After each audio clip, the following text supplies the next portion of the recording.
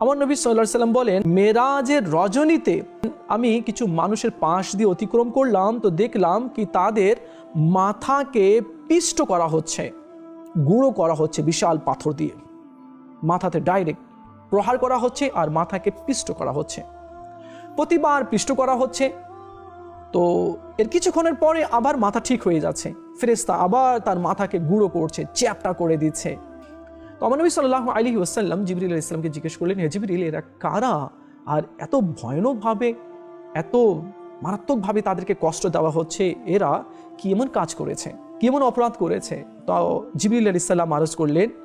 ইয়া রাসূলুল্লাহ সাল্লাল্লাহু আলাইহি ওয়াসাল্লাম, এরা ওই সমস্ত লোক যাদের মাথা নামাজের কারণে বোঝা হয়ে যেত, অর্থাৎ তাদের মাথা